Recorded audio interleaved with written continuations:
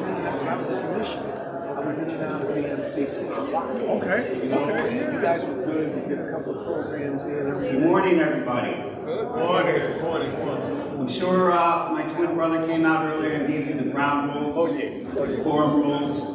What a beautiful morning, New York City, the last day of Black History Month.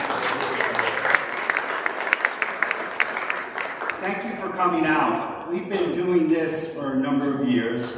For those of you who don't know, I'm Mark Jaffe, the president of the Greater New York Chamber of Commerce. And I have the director. She's the nuts and bolts. I see Jordan and Judy of our staff back there. And we're going to be meeting my board member, chairman of the board, Colonel Terry Holliday. Let's put our hands together for him.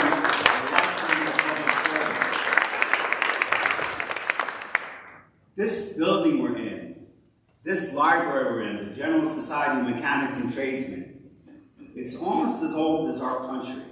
Because after we created this great endeavor, people in capitalistic society who had money started giving back. And I believe it was Andrew Carnegie who put a lot of money into this building. And it's ironic. Fast forward to 2024, and Terry and I are going to be part of Pardon Me. And I'm here every day under a building funded by a Scottish-born philanthropist. Isn't that amazing? And this, he put together the reading rooms, the library, and courses so people could get better training and improve in their jobs. And that's what makes America great. Capitalism, democracy, and jobs. And that's the allies we seek all across the world when we do free trade, free and fair trade. And if you don't know, we have a law center, and a big part of it is focused on documents for international trade. So we work every day doing documents, certifying that these are tax compliant citizens, and you can trust them and do business with them. And that's important today. As it was back then. So that's the history of this library and this building, the General Society of Mechanics and Tradesmen. And during National Small Business Week, we're going to have another event in here, but it's going to be more small tabletops. So I'd like to thank our sponsors again, and I see our good friends from Immigrant Mortgage Bank back there. And I love them. Because they were able to write me a mortgage. My 3 children went to higher education debt-free, but I have a mortgage. But it's a great mortgage, thank you. I want to thank JP Morgan Chase. They're very beneficial to the world for economic transactions, and we see them, and they're a big, big support of our chamber, so we thank them. They're also big, big, big supporters of MWBE. And we thank them for their sponsorship of this event. I see we have in the house some cameras and film rolling. Biz.Global Magazine is always a great partner. I'm sure you'll see them after we finish the program. And one of our honorees really works for a fantastic organization. Maybe you've heard about it. It's part of the SUNY system. I think 62 campuses throughout the state. Quick little story. I bragged about the Chamber's World Trade panache, but I went to the SUNY Global Campus, scratching our head. I said, wow. So again, I learned from SUNY how to be a better global trader, and now our members are benefiting from it. I also went to SUNY Albany when I was much, much younger, and it was great. I learned to swim there for the swim team, and I graduated cum laude, and I had a scholarship. My father made me pay for it, but I at least got to read the scholarship.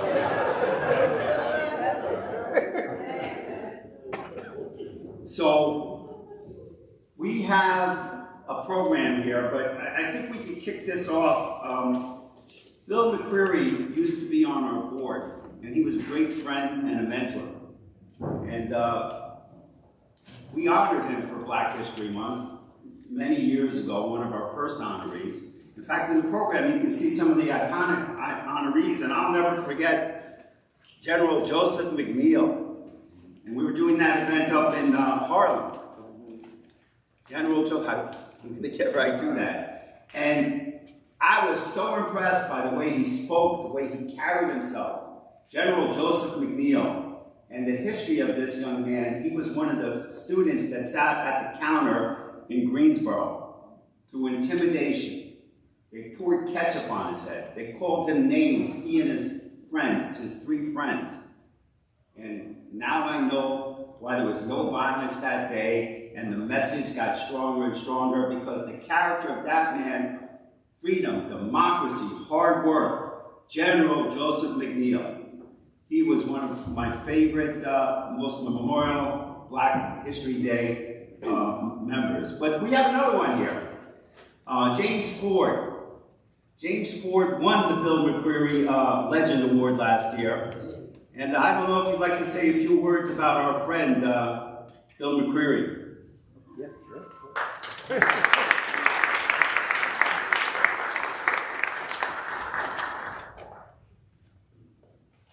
Mark, thank you. You're actually a tough act to follow. And by the way, so is Colonel Holiday. Like, wow, I just am always honored to be anywhere near you. I will keep these comments very short. I know we're all very busy. It is a chamber of commerce, so everyone's related to business. We want to get you out here to get to business. Also, I want to just give a quick shout out to my employer, Pix 11 News. Please watch for their commitment to the chamber and to this award. You probably see one of our cameras back there, the great Ian Handler. Yeah, so you smile pretty because this will be on Pix 11 today. I think, speaking of being on Pix 11 today, the power of this organization and the power of this award goes far. And I think a really great representation of that is when I was in this room a year ago, humbly, trust me, receiving this award, I had the good fortune to talk to many of you. This one-on-one, you know, it's a networking event, let's face facts. Patrick Kwaku from Woodlawn Cemetery came up to me, and I'm being totally honest. Patrick, you're here?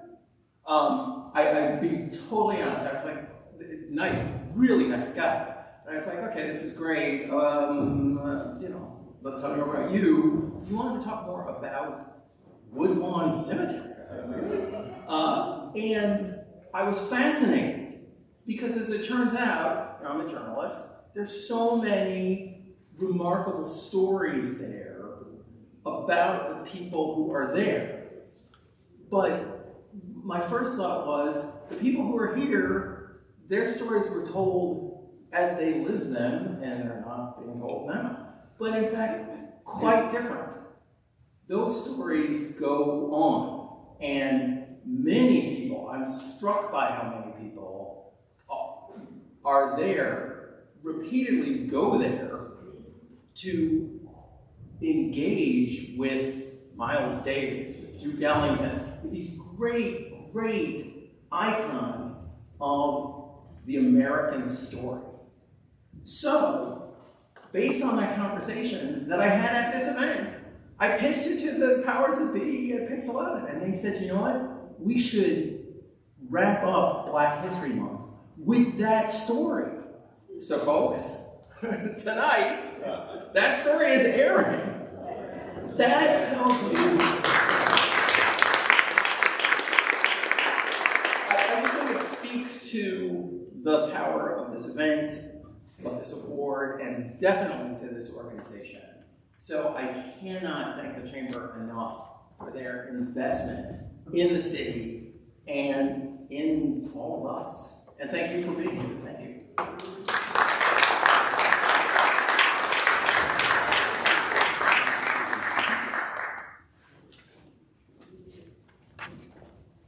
Thank you, James. And again, we couldn't consider somebody Bill McCreary would be more proud of than James Ford. And and we're blessed to live in the media capital of the world. And WPIX, let's give a shout out to you. We'll only keep our students informed. Thank you very much. Colonel Terry Holliday has been a blessing to me. I think we met right after a superstorm, and he's been a super partner, not only to the Greater New York Chamber of Commerce, but to many organizations. The General Society of Mechanics and Tradesmen saw his talent.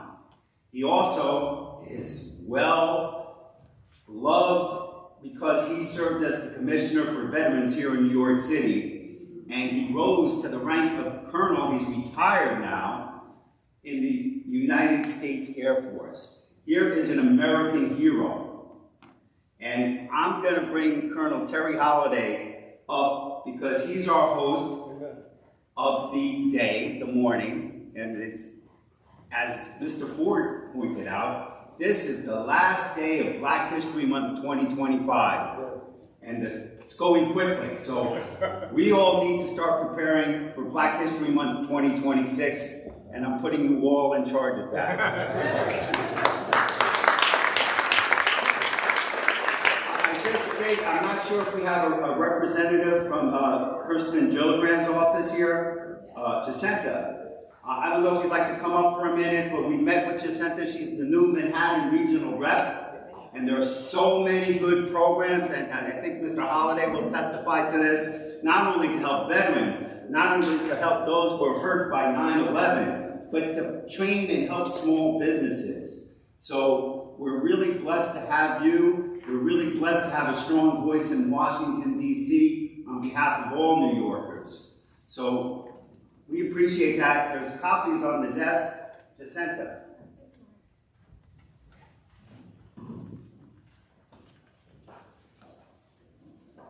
Hi everyone, good morning.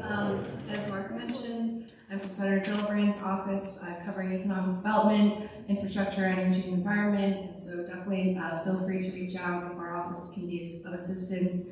I have a letter from the senator here, but I'll read a little bit from it. And as the senator's down in DC today. And so she says, "Dear friends, it is an honor to send greetings to everyone attending today's annual Black History Awards networking breakfast hosted by the Greater New York Chamber of Commerce. And congratulations to this year's 3 distinguished honorees: Hope Knight, President, CEO, and Commissioner of Empire State Development; Shonda Maduro, Business Development Manager at the British Virgin Islands Tourist Board; and Anthony Watson, Executive Director of SUNY Manhattan Educational Opportunities Center." And the senator says, "I'm grateful to organizations like the Greater New York Chamber of Commerce for their outstanding commitment to advancing economic development in New York. Since 1994, the Chamber has supported entrepreneurs and businesses of all sizes by providing critical resources and services to New Yorkers." And so she commends the honorees for their exceptional achievements, as well as their contributions to stimulating economic growth across our city and state. And so she sincerely hopes that your efforts will inspire others to enact positive change in their own communities as well. So again, congratulations to the honorees and to Mark for having us.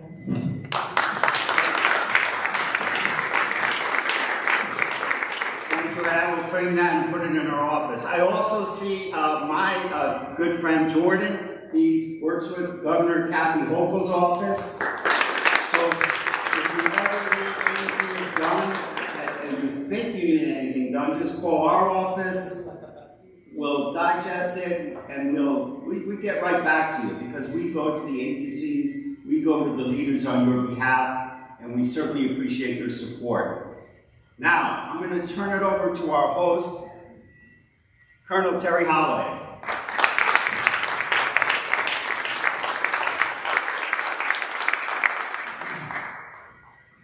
Morning, everybody. Okay, I think we've gotten off to a rousing, so I'm going to take about 2 or 3 minutes to just sort of talk to you in just a second. Marcus invited me to attend something with the Scottish, some type of a Scottish heritage. Tartan thing. Yeah, Tartan Week, right. And that's going to be later on this month, someplace. I was really honored that he did it. so he sends me an email and he said, would you like to go? I said, yeah, I'd like to go. I said, my family's from Scotland, right? So we had a conversation because it was like a little bit of whatever. A lot of you in this room are going to probably understand where I'm coming from in a minute. All right.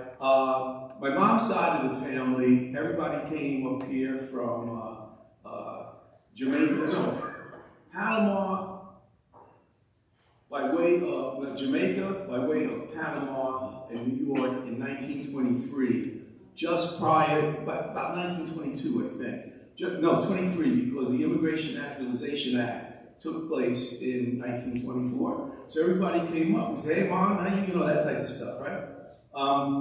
My father's side of the family came from Georgia, all right? Think about what we're talking about now, okay? And the name of the person who owned this nice place that we lived at, his last name was Holiday, and he was from Scotland. So I told Mark, hey, I want to go, I want to meet these people.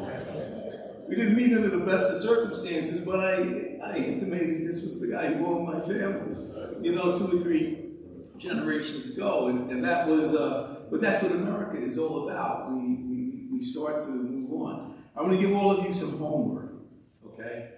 With just some, again, remarks about Black history.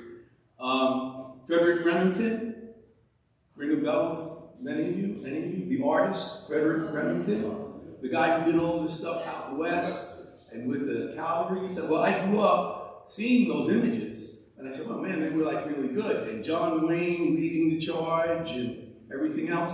Now your homework, when you either check on your smartphone or when you go home a little bit later, I want you to take a look at Colonel Dodge and his colored troops. Okay? And you see this line of troops, cavalry troops charging. And it was always the cavalry to the rescue, or Colonel Dodge to the rescue. The correct name and the true name of the pictures that Remington did, Colonel Dodge and his colored troops, and they were the 9th and 10th Cavalry. Okay, the 9th and 10th Cavalry and the 24th and 25th Infantry, they were your Buffalo Soldiers.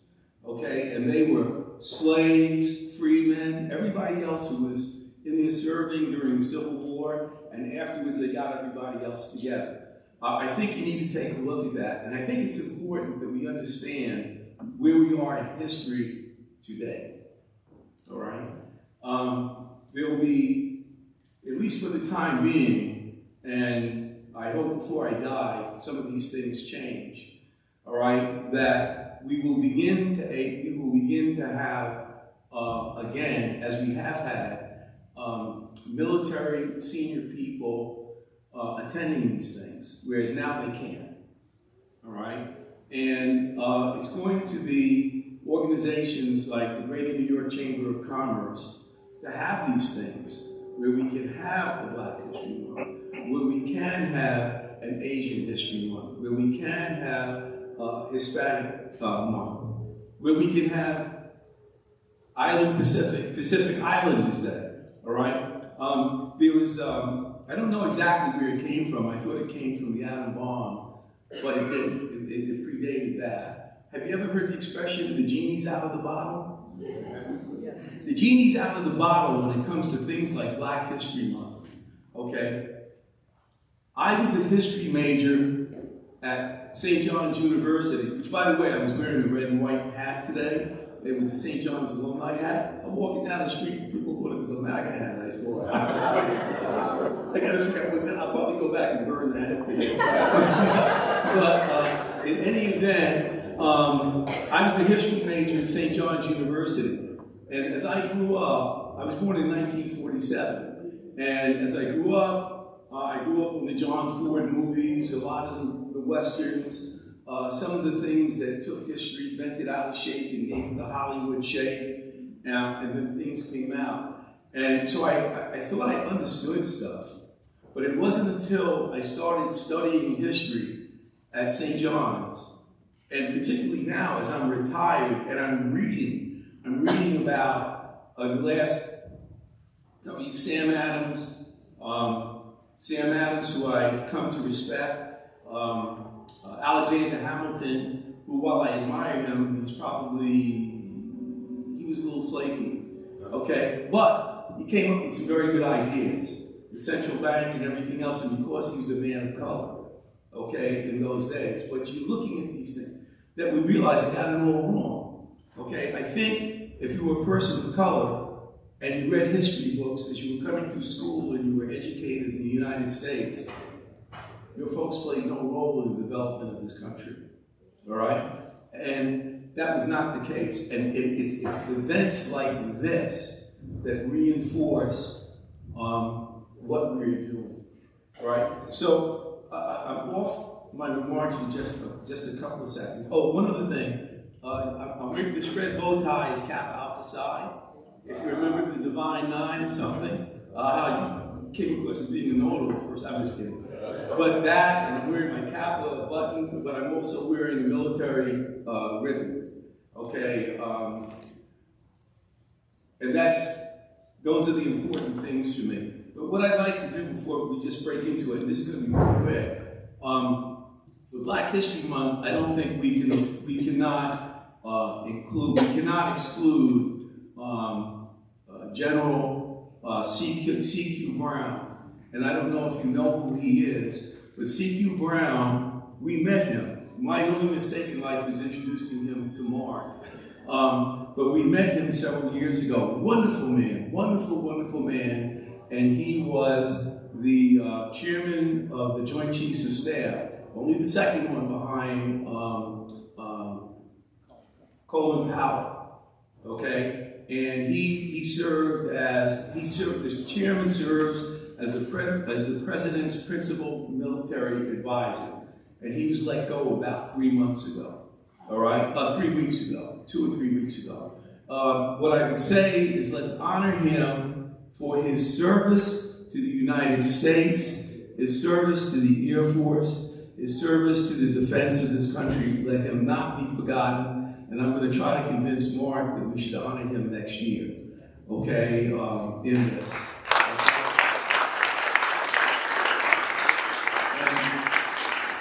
I couldn't get all of this on my smartphone, but there was another person who became somewhat of a friend of mine, okay? She and I worked things together, community relations things, when I was a reservist assigned to the Air Force office in New York City, and she was the executive officer over in Staten Island in the New York sector. She later became the commander, and I would touch base with her every once in a while. We weren't close friends, but every time we saw each other, it was, hey, I know you, oh, Colonel Holliday, or Major Holliday, whatever I was then, you know. But we knew each other. Wonderful person, magnificent individual. Her name is Admiral Linda Fagan, okay? She was the commandant of the United States Coast Guard, okay, who is no longer serving in that position. She should be honored and recognized for the work that she does. And if you give me a microphone during Women's History Month, which she celebrates at the end of March, I'm going to mention her again, okay? There are 3 other people I don't have. I meant to get their names, I don't have it. The Vice Chief of Staff of the Air Force is no longer there. And there are 2 admirals, the Chief Naval Officer of the Navy, she was an admiral, and there was another admiral who was also left. From my perspective as a retired military officer, you wear the uniform, you do the work, you do the job. The country and its people owe you a thank you, okay? We owe, you guys owe me, I mean, but it's like, thank you for your service, okay? That's what we do. So if you get a chance, take a look at that. And the bios that I would ask you to take a look at would be General Powell. You probably already have him down there already, but I would take a look at General Brown's. I would look at General Brown's bio and Admiral Fagan. Take a look at them. Know who the hell they are. Okay? That's all that I'm saying. You notice I didn't say anything political except the MAGA hat. All right? So that was it. So let's get on with what we're doing today. We have some really outstanding honorees that we want to talk about with Black history. And remember, history is something that you study, it's something that you understand, okay, that you can educate everybody around you so they don't make the same mistake twice, or 3 times, or 4 times, but at least twice, if you know what I mean. Okay? So, in any event, that's what we're doing here, okay? And we want to acknowledge where we are and where we're going to, okay? And what we hope to change, hope to achieve. And let's understand this: Black History Month is American history, okay? We're all part. Nobody owns American history except Americans, and I believe we're Americans for the most part, okay, but coming in from different backgrounds, all right? So, I don't want to get too preachy with you, I am. I'm going to take Senator Gillibrand's letter with me.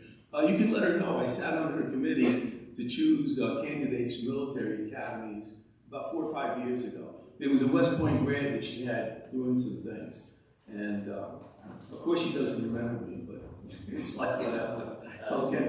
So in any event, some of these things that I'm talking to you about, I'll be here afterwards and we can talk about that if you will. But the one thing I'd like to ask all of you to do, and even if you have, particularly when Mark is speaking and you can be distracted, take a look at Captain Dodge. Captain Dodge, Frederick Remington, and understand that when you saw a lot of his art, you saw a lot of Buffalo soldiers. That's where he was. Oh, I saw something in a quote, where Remington called them the best damn soldiers he ever saw. Okay? And I didn't hear about them until I was like 30. Okay, that thing. But in any event, that was it. So what we'll do is, who wants to go first? You want to do both? No, let's start with our friends from the British Virgin Islands. Yes, Mark. Yes, Mark. I'll just give our viewpoint. We told you a little bit about world trade and global trade, and actually hearing that patriotic vision, and I know the man, I know the colonel, and again, let's put our hands together for his service. There's so many others that we're not only recognizing, as the colonel said, for Black History Month, for Women's History Month, for Small Business Month. We want to honor everybody who helps create good jobs, jobs that pay into the system, contribute to our social services, the housing, the Social Security, the Medicaid, the Medicare that we all rely on, the after school, the program so that we can have kids and still work and know that they're in good hands. But when we talk about some of the great things that New York is known for, would you say tourism, hotels, restaurants? They're coming back. We had a pandemic, but this young lady, the reason we're honoring her is her islands, tourism, financial sectors, but tourism is big jobs here. I've had the privilege of being down to the Virgin Islands, and we're trying to help some of the U.S. Virgin Islands needs a little bit of help because there's more and more there. We need to get direct flights there coming to New York so that we get some of the tourism and the two-way street. So Terry, we're going to honor Sandra Maduro, and would you like to tell us more about her? Yes. Sean, come on up. Yeah.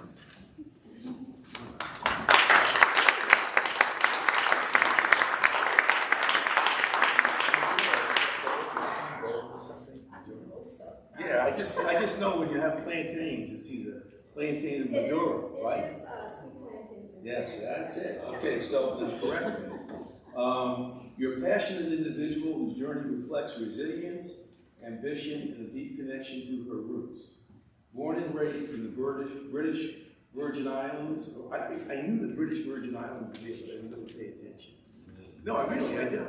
No, I understand, but it's, they're there. I will. Her academic pursuits took her first to the University of the Virgin Islands in St. Thomas and later to Emerson College. That's right, Emerson College. Did you do rowing up here? Crew? No crew. Okay. All right. No, I understand. It is too cool. Now, for over 15 years, Sean has called New Jersey home. Oh, we're in New Jersey. Hackensack. Well, that's not really New Jersey. That's sort of like, that's like another borough. It's like another borough of New York City. You know? And her gatherings with family across New York, New Jersey are filled with laughter, traditions, cherished memories, etc. So, Sean.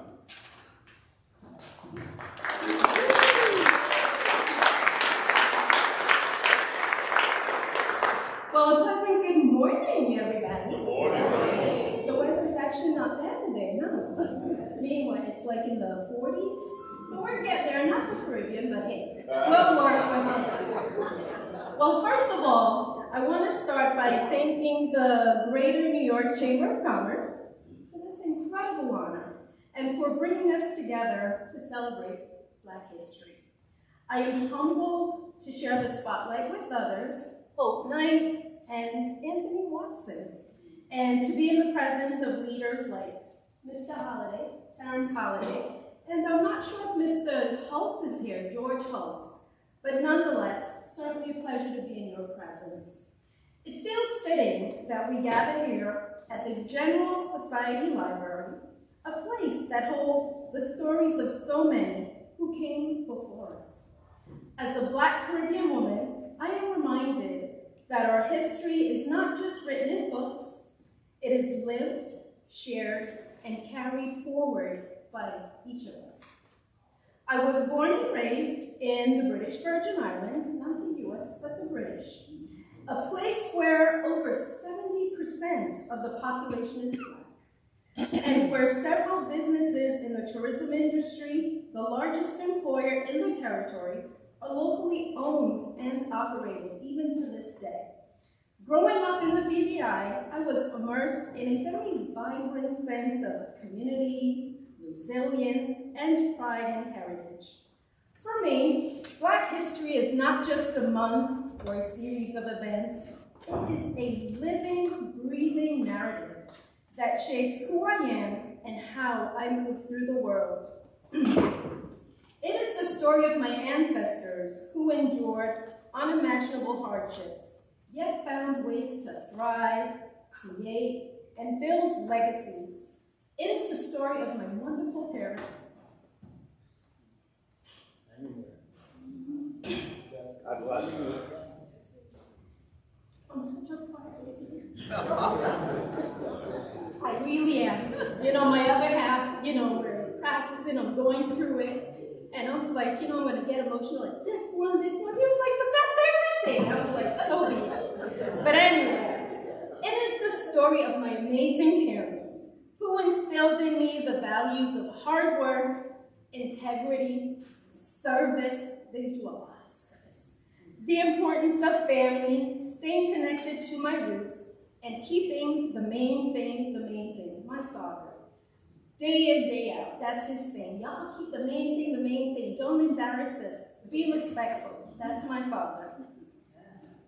And it is the story of my community, where Black entrepreneurship and economic empowerment have always been a way of life. I grew up seeing Black-owned businesses everywhere, from small operated mom-and-pop shops to thriving enterprises. These businesses were not just places to buy goods. They were pillars of the community, spaces where relationships were built, and where the spirit of collaboration and mutual support flourished.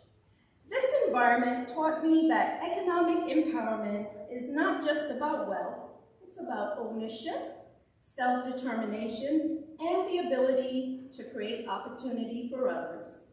When I left the BVI to pursue my education, this was probably about 25 years ago, at the University of the Virgin Islands, and later at Emerson College, I carried these lessons with me.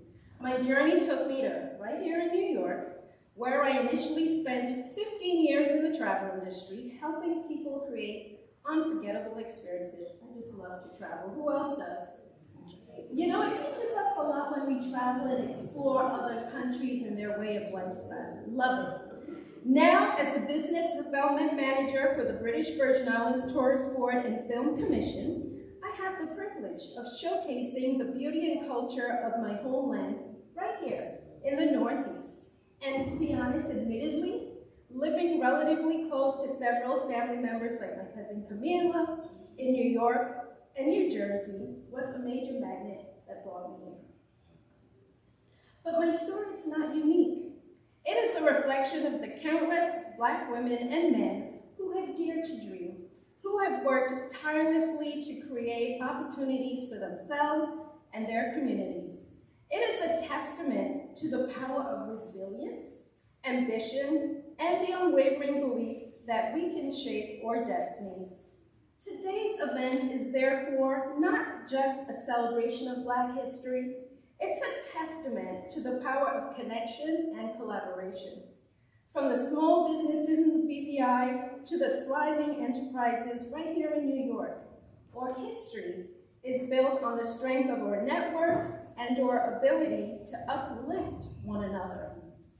As we celebrate Black history, we must also commit to creating opportunities for economic empowerment, whether that's through sponsorships, partnerships, or mentorship. Each of us has the power to invest in the next generation and ensure that the legacy of Black entrepreneurship and leadership continue to thrive. To my younger self, imagine. And other young folks, I don't think we have that many here, but nonetheless, to my younger self, let's go with that. I want you to know that your history is a source of strength and inspiration. You come from a lineage of innovators, leaders, and trailblazers who have defied the odds and made the impossible possible. Your dreams are valid, and your potential is limitless. As I stand here today, I am reminded of the words of Maya Angelou. I come as one, but I stand as 10,000. I stand on the shoulders of my ancestors, my family that gets me. It's okay. That's okay.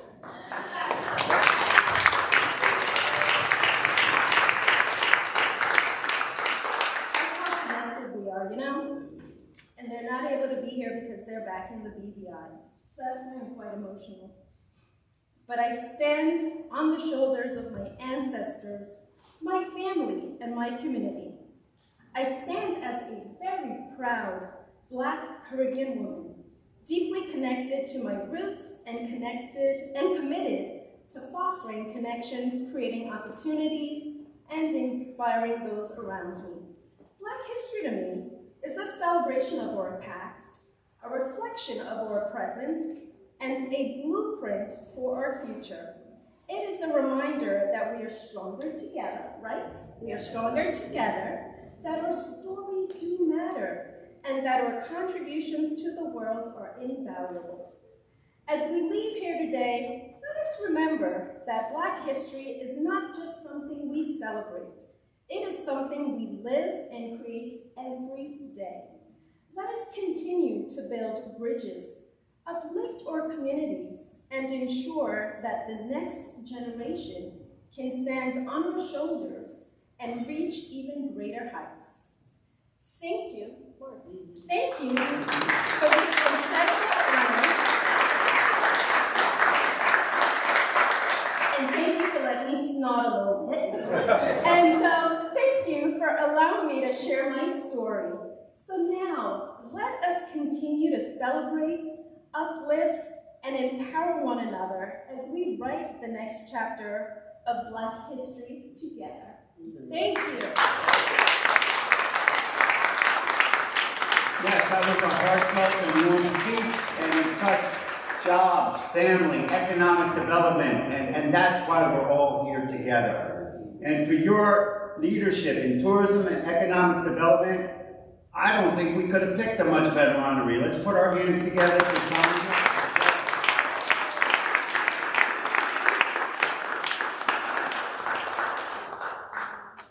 And excited. We're going to have to invite you back because Dr. Roy Hastic, who started the Caribbean American Chamber, and that's how we met George Holtz, and now he has a street named after him. We give out a Dr. Roy Hastic Small Business Award, and I want to challenge you to come and help represent that Caribbean spirit of entrepreneurship. Challenge accepted. And we've got plenty witnesses, right? Thank you. Congratulations.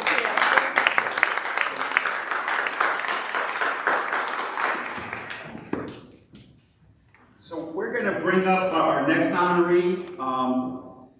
Again, I feel akin to him because I'm a SUNY product. Curtis Archer recommended him, one of last year's honorees. And Colonel, would you please do the honors?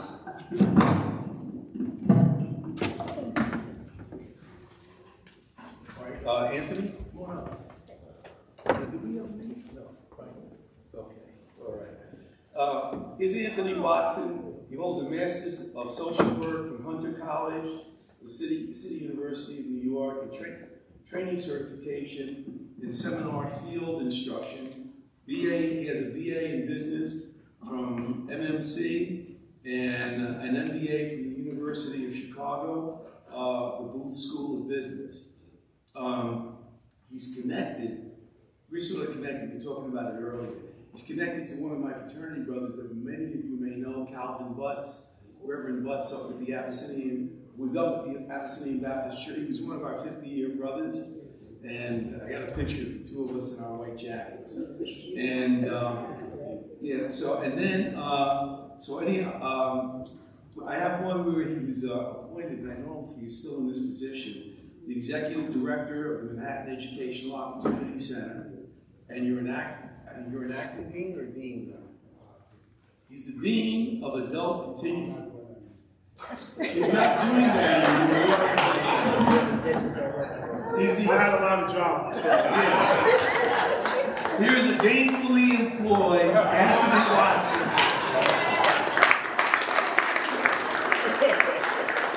Thank you very much. It's always difficult when you meet sometimes people for the first time, but you know that you have these intersections. So I did have an opportunity to also work for Abyssinian Development Corporation for a number of years under Dr. Butt's leadership. So, you know, I wrote some speeches, so I'm going to try to stay to it and stay within the time period that I was allotted, which was about 10, 20 minutes. No, I'm joking. But I do want to, first and foremost, I would like to acknowledge and thank the Greater New York Chambers of Commerce for this amazing recognition and acknowledgement for Black History Month. I'm extremely grateful to be recognized alongside such esteemed honorees who are being honored today by the Chamber.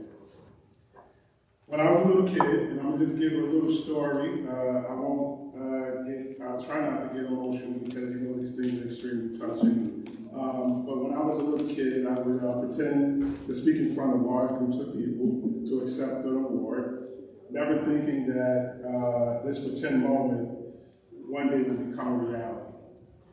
Now that I'm older, I can't wait to sit down and be in the audience. So with that said, I won't be before you long, but we all know people who say that tend to be extremely long-winded, so I can't make any promises. Let me introduce myself again. My name is Anthony Watson. I'm the Executive Director of the SUNY Manhattan Educational Opportunity Center.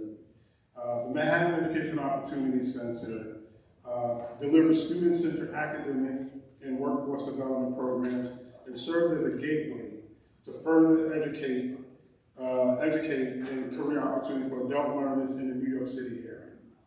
We have been providing services in the Harlem community for over 58 years. And throughout our entire history, we have been supported by the State University of New York. The Manhattan EOC is located in Harlem, right in the Adam Clayton Powell State Office building. You know, worked at Abyssinian Development Corporation, Adam Clayton Powell building, like there's all these levels of connection, right? And we provide services for over 2,500 people a year. When I say services, free services. If you're interested in learning more, we do have a table in the back that you'll see located that says MEOC on it. I also want to acknowledge a few more people who are here to celebrate with me. My MEOC staff who are extremely dedicated to their work. Without their commitment, MEOC would not be what it is today. I'm so fortunate to have I'm so fortunate to have a group of people who truly believe in the mission of what they do. So my staff, please raise your hand, who's here.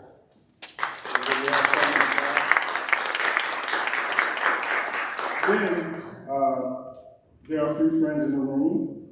I wouldn't name them, but the few friends became like one or two, so I'll name Kurt Zarcher. And I'm fortunate just to have people like them in my life. I would also like to acknowledge my wife and children who couldn't be here today, but they sent, I think some pretty good representatives to hold the Watson name down. So my parents, Carol and James Watson,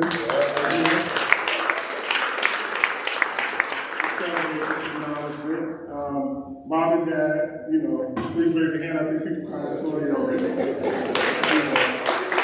I always say as an adult speaker, speaking in front of your parents can be a lot of pressure. So, gotta be careful what I say.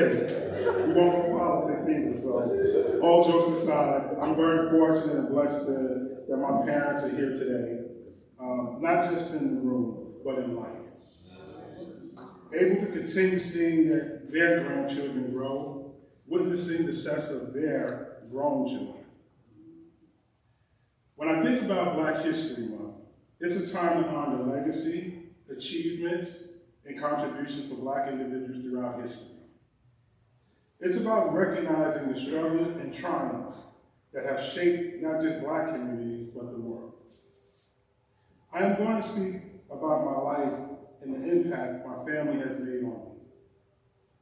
I was raised in the Bronx by Southern parents who grew up in North Carolina on farms, shucking peas, chopping wood. Yeah, they chop wood. They even sent me down here in the summertime to do it as well. Working in the fields to make money. I don't share that for sympathy. I share it because the foundation built into who I am today allowed me to also raise my children to be who they are. Black history is the bedrock of my family, contributing many things to their community. My parents showed my brothers and me what it meant to work hard and be rewarded for that hard work. It was never easy for them, but they never expressed how difficult it was. What they always expressed was the importance of keeping the faith, something they learned from their own parents, who were farmers, truck drivers, housewives, and musicians. I'm not going to get religious because that's not what this is. This is not the right place, right? But I will say that my faith and belief kept me above what I once saw as rough patches in my own life.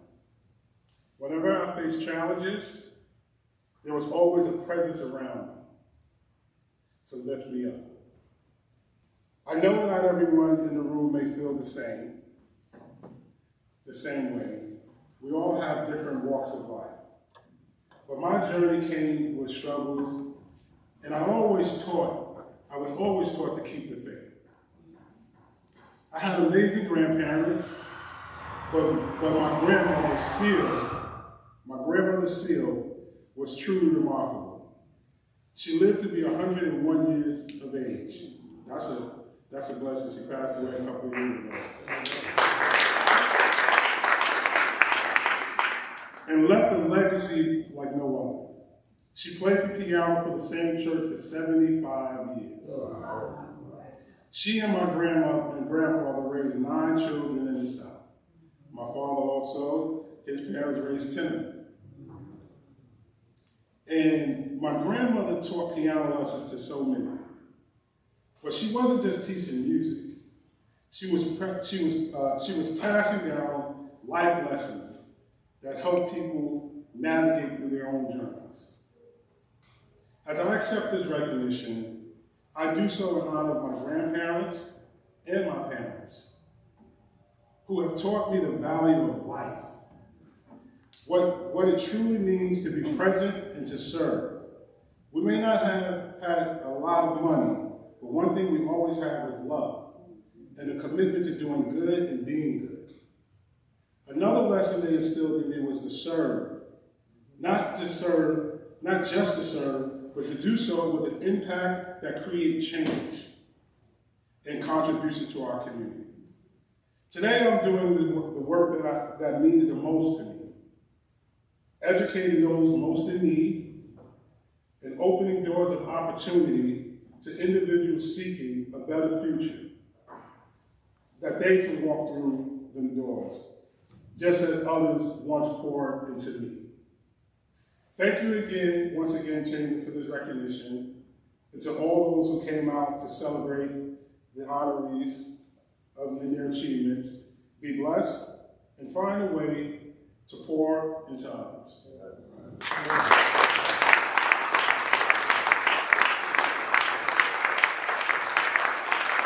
That's Anthony Watson, and as you heard, family man, jobs, he's training entrepreneurs, and this award, besides being recommended by a previous awardee and our members, so don't forget your responsibilities for that, for his leadership in job training and educational services. Thank you, Anthony.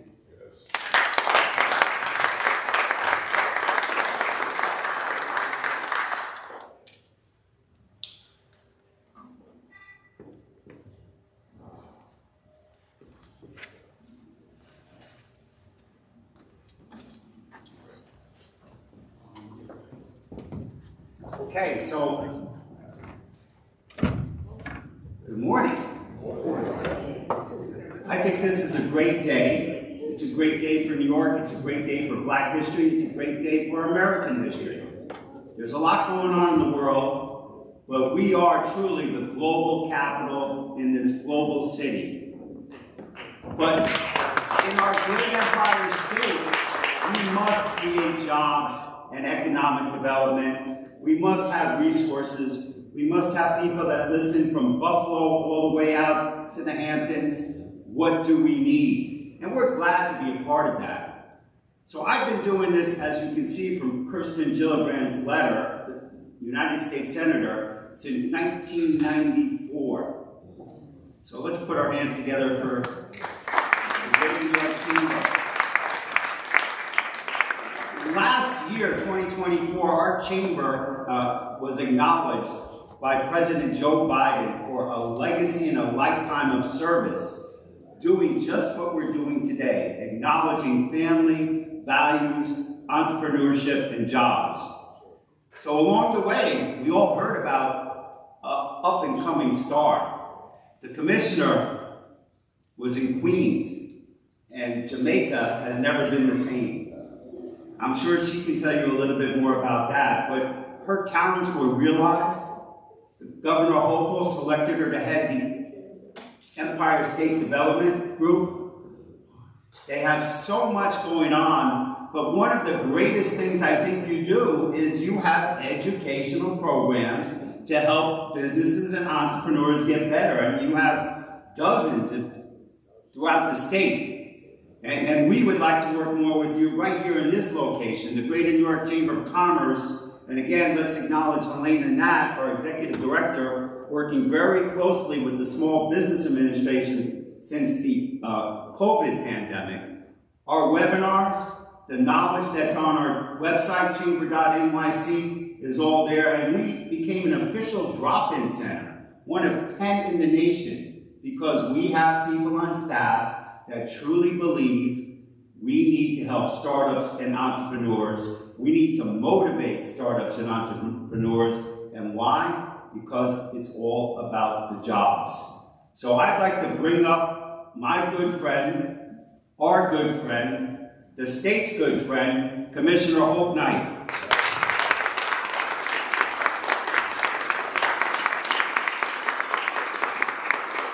So good morning, everyone. So I want to thank Mark and Helena and Colonel Holliday and the entire Greater New York Chamber of Commerce for all that you do for economic growth. I also want to acknowledge my fellow honorees, my new friend Shonda, and my old friend Anthony Watson. I worked with Anthony when he was at the Abyssinian Development Corporation, and I was at the Upper Manhattan Empowerment Zone, and known Anthony for a long time. And I was actually on the MELC board before he got there. I didn't have the opportunity to work with him when he became the leader of that organization. So working together with groups like the Greater New York Chamber of Commerce, we continue to create and promote new opportunities for inclusive economic growth throughout the state. Most of my career has been about expanding opportunity across this region. As I mentioned, I was at the Upper Manhattan Empowerment Zone for over a dozen years, at the Greater Jamaica Development Corporation, and really focused on how do we create opportunity for folks that have generally been left behind. Opportunity is something that I understand firsthand. Opportunity is why I stand before you today. I was nominated by New York's first female governor to be the first African American to serve as president and CEO of Empire State Development.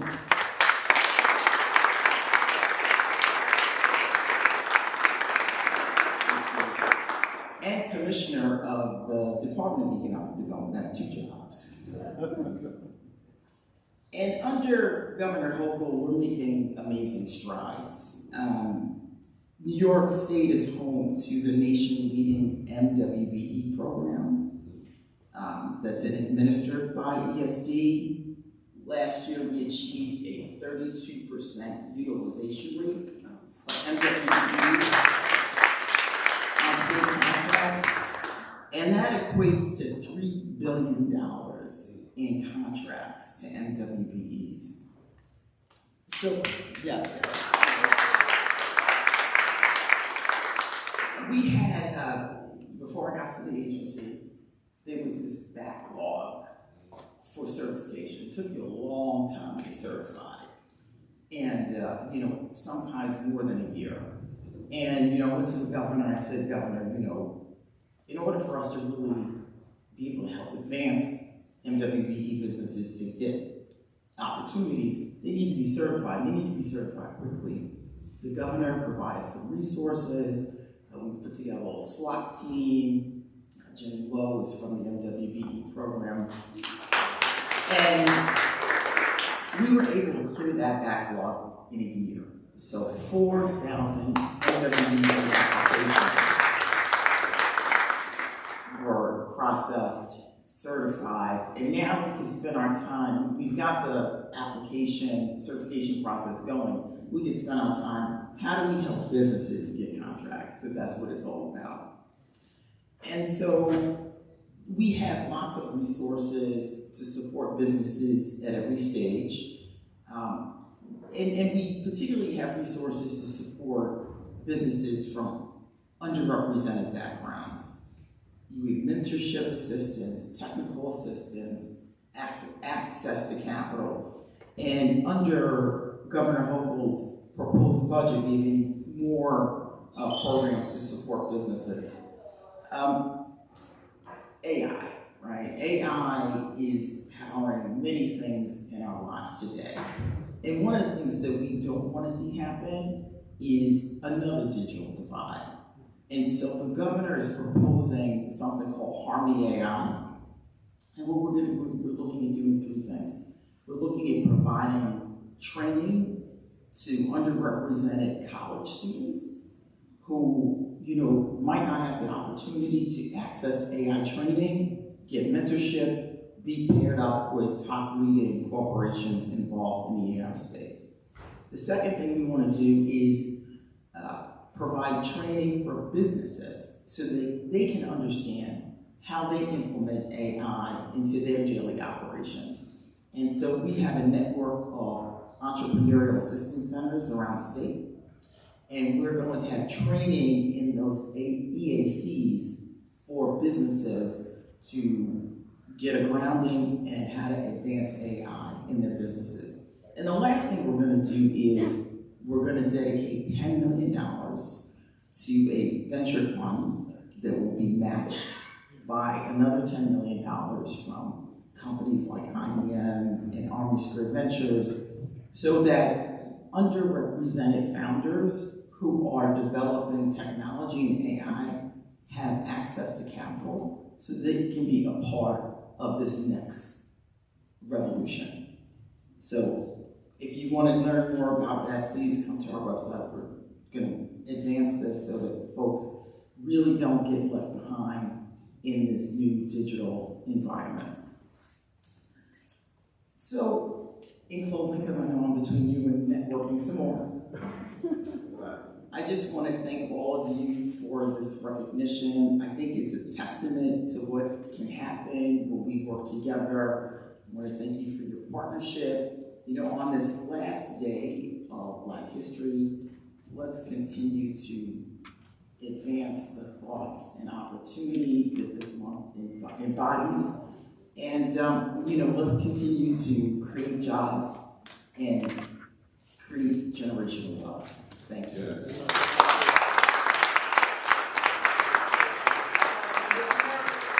A leader of economic development and job creation. Here's to New York, the best place to live in the world.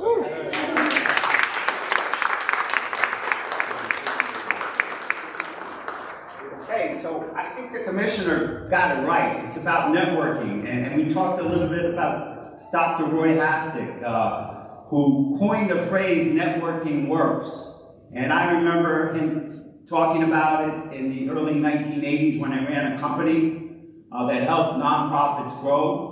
We're sharing knowledge with you and heartfelt stories, because the startups, motivating startups, entrepreneurs, and small businesses is what we do. The commissioner talked about AI. Please take the program home. Go to our website, chamber.nyc, and go to the business and professional services section. Click on the Chamber Law Center. You can, an attorney will get back to you within 24 hours. Go over your program. But now we also have an AI component. So if you're just want the papers written for you, we can also get it verified by an attorney. But AI is becoming a big part of the way we do business, but it'll never take the place of us getting together and networking. So thank you. Put your hands together for yourselves as we celebrate this last day of Black History Month.